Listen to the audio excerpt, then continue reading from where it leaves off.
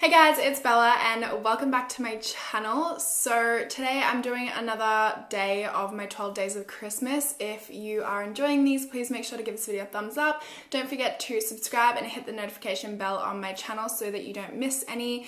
And let's go ahead and get started. So in today's video, we're going to be talking about the case of Rhonda Hinson. Rhonda Hinson was born on the 13th of December in 1962 to Bobby and Judy Hinson. She was born in Vladice, in North Carolina, and was one of two children. She also had a brother named Robert. Growing up, Rhonda was really popular at school. She played tennis. She was just a really fun girl to be around. So on the night of the 22nd of December in 1981, Rhonda was going to her first ever office Christmas party at the American League hut in Hickory. She'd recently graduated from high school and was working as a clerical worker for a steel company called Hickory Steel. So she left the party with two friends at about midnight and dropped her friends off at about 12:30. She decided not to stay the night and then instead to drive the 10-mile distance back to her parents' house where she lived. So on her way home, she drove on Interstate 40 and then she turned off on the Mineral Springs Mountain 350 exit. She then turned right heading north and traveled up a steep hill towards her home. At around 1 a.m., her mother Judy woke up after having a strange premonition in her dream. She believed for some reason that Rhonda had been in an accident, so she woke up her husband Bobby, who checked a police scanner to see if there had been any accidents around. And this is when they heard that there had been a homicide and that Rhonda was the victim. Her beige Datsun 210 was found lying on the side of the Mineral Spring Mountain Highway about 1.5 miles or 2.4 kilometers away from her house. It was found half in a ditch, half on the street, and the driver's side door was open when it was found, and Rhonda's body was found nearby. She was found lying on her back with her arms positioned in a way that looked deliberate, in a way that looked like somebody had positioned them there. The car was still on when it was found, and it was originally on the other side of the road and had rolled into the position that it was in from across the other side of the road. And Rhonda had unfortunately been killed by one shot from a high-powered rifle.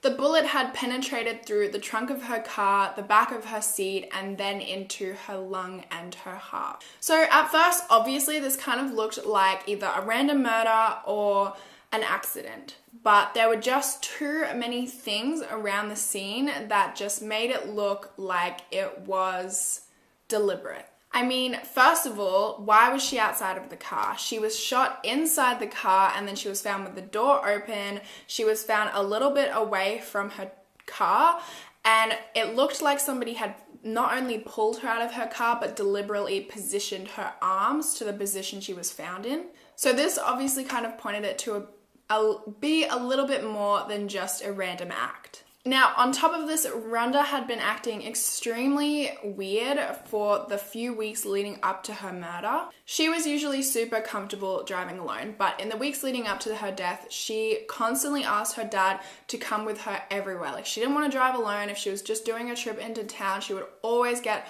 her dad to come with her or something, which was very out of the ordinary for Rhonda. She also told him that she had something to tell him and that it was bad, but then she never ended up telling him what it was. On another occasion, her mum spoke about a conversation that she had with Rhonda where Rhonda asked her if there was ever a right time to sleep with a man who was married or have a relationship with a man who was married. Her mother had absolutely no idea why she was asking, if it was for herself or for a friend, but whatever the case may be, she told her that there was never an okay time to do that. She said that the only thing that ever comes from it is getting hurt.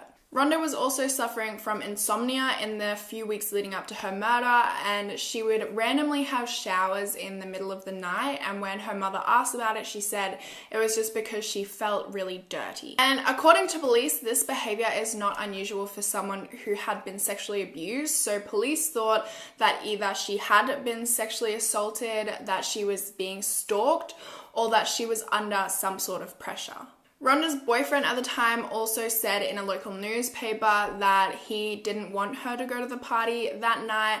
I couldn't find the exact reason as to why he didn't want her to go to the party, and there's also some conflicting evidence as to whether or not she called him that night on her way home. So several witnesses actually came forward to police. Most notably, there was a woman who said that around 12:15 to 12:30 on the morning of Rhonda's murder, she was driving under Interstate 40, which was the mineral spring mountain highway. She said that she saw two males in a blue GM Chevrolet sitting on the side of the highway facing a northerly direction. And this was parked right next to the same exit that Rhonda would eventually use that morning to exit on her way home. The same car was spotted just 40 minutes before Rhonda's murder and just 200 meters away from where Rhonda's body was found. Another witness said that later that morning he saw a similar blue car speeding away from where Rhonda was murdered, and as he continued up the road,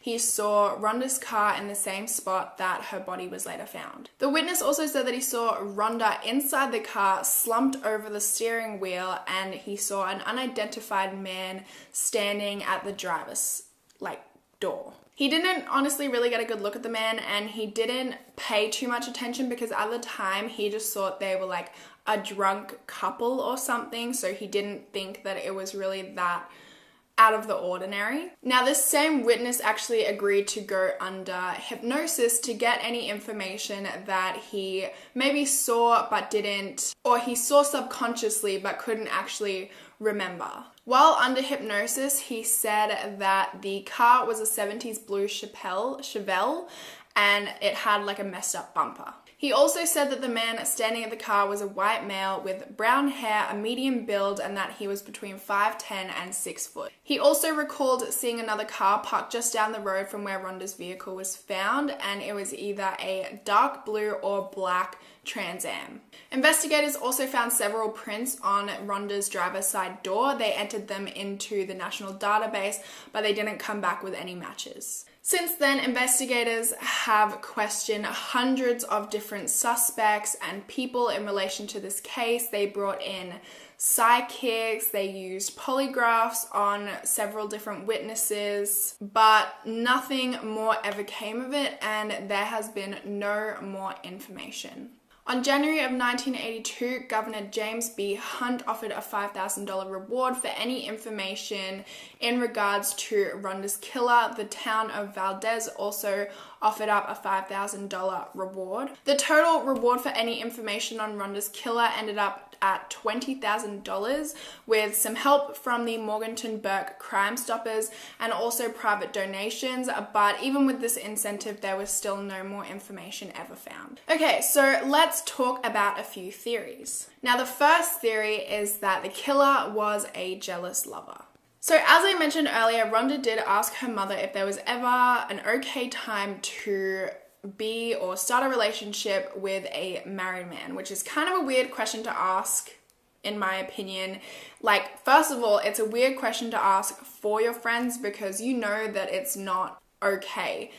I mean, you're old enough, she was old enough to know that it wasn't okay, so it seems like a weird question to ask for her friends, but maybe if she was asking for herself, she was looking for some kind of validation. I feel like it makes more sense for her to be asking for herself in that sort of situation. So maybe she was sleeping with a married man and his wife found out and got jealous, which honestly, that doesn't really line up to me because all witness accounts said that they saw a man. I mean, it's possible that she was seeing a married man and it was the married man himself that decided to kill her. Maybe she was pregnant, or maybe she threatened to tell his wife or threatened to tell somebody, and he just decided he couldn't have that and decided to kill her.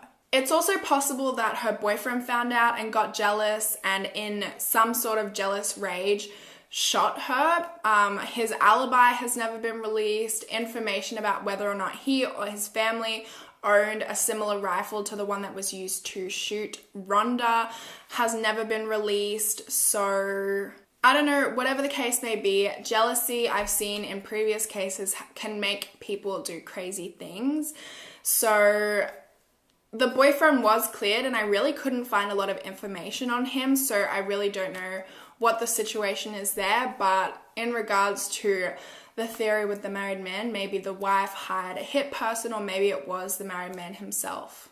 Another theory is that this whole thing was an accident, or that maybe the bullet was just a stray from someone who was hunting in like a freak accident. There was actually a similar case in 1967 when a girl named Nancy McEwen was shot. She was driving by when a ricochet from a bullet that was shot by a man on a nearby boat actually hit her and killed her. So that's kind of what started this whole theory, I guess, is the fact that this had happened before and there was precedent for it, and nobody could find any reasons why anybody would want to murder Rhonda. Maybe the witnesses that came forward and said that they saw these cars actually saw the person who accidentally shot her. Maybe they went over to see what had happened, if she was still alive, to help her out.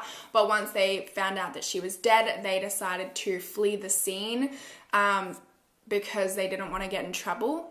Honestly, this theory, in my opinion, isn't very credible, just because first of all, the witnesses saw the cars there before the murder even took place, not in a place to go hunting. They were sitting on the side of a road, of a highway, just waiting there. Like 40 minutes before Rhonda was there, the exit that she was going to take later that night, they were just sitting at. Unless the people in the car were just witnesses, but this also doesn't make sense to me, because if they were a witness, why wouldn't they just come forward? And this theory also doesn't account for her strange behavior in the weeks leading up to her murder. The next theory is that this was just a case of mistaken identity.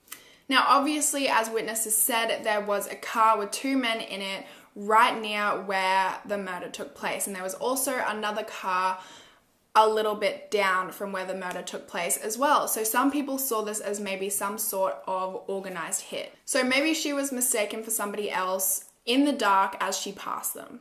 This theory was actually reinforced by experts that said that the shot that killed her would have been extremely hard to make, especially considering there was just one shot. They said that because of the incline it was shot at, because of the darkness at the time, and also because of the distance it was likely shot at, that it was a very, very difficult, if not near impossible, shot to make. So if it was that difficult, I would say it's definitely likely that it came from someone who was experienced, like a hitman. If it was a case of mistaken identity, this still doesn't explain like her weird behavior in the few weeks leading up to her murder. Maybe I'm just looking into it too much and it's just a coincidence, but I don't know, I just can't shake the fact that she was acting so strange before her murder and then she was murdered.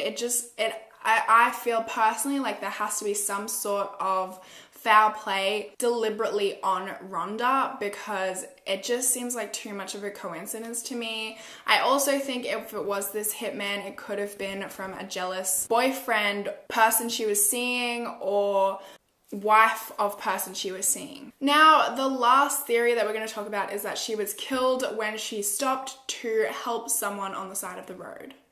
Now, I don't know if I mentioned this, but the window on her driver's side door was actually rolled down. So some people theorize that she pulled over on the side of the road to talk to someone, and that's why she had her window rolled down. Those around her say that the only way she would stop to talk to someone is if it was somebody she knew or somebody of authority, just especially because of the way that she had been acting in the lead up to her murder, where she had her dad literally driving everywhere with her. So maybe somebody was dressed up as law enforcement and asked her to stop. Maybe somebody pretended to pull her over. Maybe it was somebody that she knew. Maybe this person that stopped her was someone she knew that she actually hadn't told anyone about.